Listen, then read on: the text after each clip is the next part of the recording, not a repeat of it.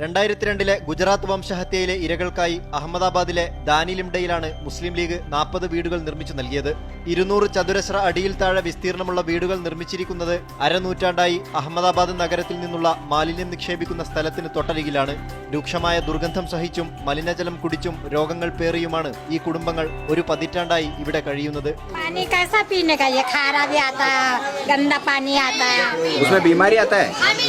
तबीयत खराब होती है पानी पीने में। इसका काला पानी हमारे बच्चों के पेट में जाते, पाँव में चलते ऐसा तो कीचड़ कादा बहुत हो जाता, मच्छर दुनिया भर के बहुत गंदवाड़ी है. ഈ വീടുകളുടെ ഉടമസ്ഥാവകാശം ഇനിയും ഈ കുടുംബങ്ങൾക്ക് ലഭിച്ചിട്ടില്ല. കെട്ടിടം നിർമ്മിക്കാൻ മുസ്ലിം ലീഗ് ചുമതലയേൽപ്പിച്ച ബിൽഡറുടെ പേരിലാണ് ഇവർക്കുള്ള കറണ്ട് ബില്ല് പോലും വരുന്നത്. അതുകൊണ്ട് തന്നെ മാലിന്യമലയ്ക്ക് സമീപം ദുരിതവും പേറി താമസിക്കാൻ ഈ കുടുംബങ്ങൾ നിർബന്ധിതരാവുകയാണ്. സാധാരണ ഗുജറാത്തികൾ നമ്മൾ ചെന്ന ഒരു ഗ്ലാസ് വെള്ളം തരും. വെള്ളം ഞങ്ങൾ കുടിക്കാൻ ചോദിച്ചപ്പോൾ അവിടുത്തെ ഒരു സ്ത്രീ കണ്ടെങ്കിൽ കറുത്ത നിറത്തിലുള്ള വെള്ളം. അപ്പോൾ ആ സ്ത്രീയോട് സംസാരിച്ചപ്പോഴാണ് മനസ്സിലാകുന്നത് അവരുടെ ഹസ്ബൻഡ് കലാപത്തിലെ സാക്ഷിയായിരുന്ന അവരുടെ ഹസ്ബൻഡ് മരിച്ചത് ഇവിടെ വന്നതിന് ശേഷം ഈ വെള്ളം കുടിച്ചത് മൂലം അവരുടെ കിഡ്നിയിൽ രാസവസ്തുവിൻ്റെ കണ്ടന്റ് കൂടിയിട്ട് അവർ മരിച്ചുപോയി.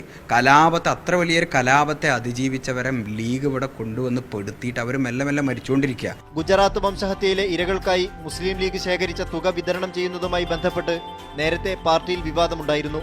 മുസ്ലിം ലീഗ് നിർമ്മിച്ചു നൽകിയ വീടുകളിൽ വംശഹത്യ ഇരകൾ ദുരിത ജീവിതം നയിക്കുന്നതിനെക്കുറിച്ച് മാധ്യമവാഴ്ച പതിപ്പിന്റെ പുതിയ ലക്കത്തിൽ വിശദമായ ലേഖനം പ്രസിദ്ധീകരിച്ചിട്ടുണ്ട്.